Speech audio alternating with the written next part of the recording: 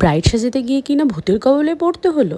কি অবস্থা, চারিদিক এত ঘুটঘুটে অন্ধকার যে আমরা কেউ কাউকে দেখতে অবধি পাচ্ছিলাম না।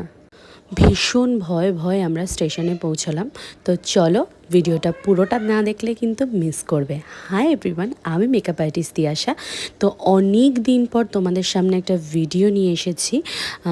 এই লোকেশনটা ছিল আমার মাঝের গ্রাম।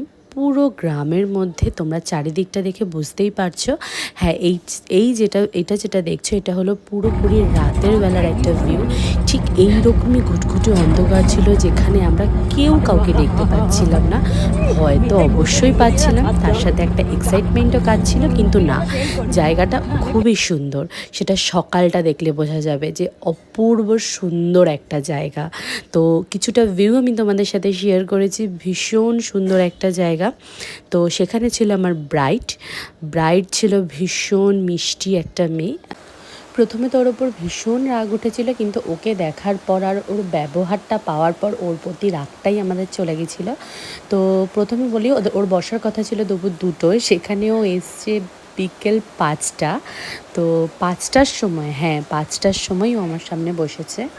নর্মালি যেহেতু গ্রামের দিক, তো একটা তাড়াহুড়ো লেগেই থাকে। 6:30 6:45 বাজতে না বাজতে একটা তাড়াহুড়ো, যে ভীষণ তাড়াতাড়ি করতে হবে, কারণ গ্রামের লোকেরা তাড়াতাড়ি আসে। যদিও ওর বিয়ের সময়টা ছিল রাত্রির বেলা, কিন্তু গ্রামের লোক তো সেখানে দাঁড়িয়ে আমাকে খুব তাড়াতাড়ি ওকে রেডি করতে হয়েছিল। আমাদের এখানে তখন যথেষ্ট গরম পড়ে যায়, যেহেতু গ্রামের দিক বলে ওখানটা প্রচণ্ড ঠান্ডা ছিল। লিটারালি আমরা যখন বাড়ি ফিরছিলাম, আমাদের মানে সোয়েটার যেহেতু আমরা কিছু পরে যাইনি, তো আমাদের ঠান্ডা লাগছিল। তো স্কিনটা আমি সেভাবেই প্রিপারেশন করেছি, যেহেতু সেই সময় ওইখানে বড্ড ঠান্ডাই ছিল বলতে গেলে, গরমের কোনো রকম লেশ মাত্র ছিল না। সেইভাবেই আমি স্কিনটা প্রিপারেশন করেছি। দেন তারপরে ওর মেকআপ শুরু করে দিয়েছিলাম। খুব তাড়াহুড়োয় মেকআপ করতে হয়েছে, হয়তো আমি সেরকমভাবে ক্লিপও তুলতে পারিনি। তো যাই হোক না কেন, ও ভীষণ ভালো একটা মেয়ে, ওর ফ্যামিলি তো খুবই ভালো, এটা নিয়ে কোনো কথাই হবে না। তো তোমাদের সাথে আমি আমার এক্সপিরিয়েন্স শেয়ার করি। আমি আমার এত বছরের প্রফেশনে আমি যখন প্রথম ওকে সাজাতে যাই, তো প্রথমে আমি ভেবেছিলাম কেমন না কেমন কি হবে, কারণ আমি ওকে চিনি না। এমনকি ওর সাথে আমার বিয়ের আগে অবধি কথা অবধি হয়নি। ওকে ফার্স্ট আমি দেখেছি বা কথা বলেছি বিয়ের দিন। সো সেখানে দাঁড়িয়ে ওর সাথে কোনো কনভারসেশনই আমার হয়নি। তারপরে যখন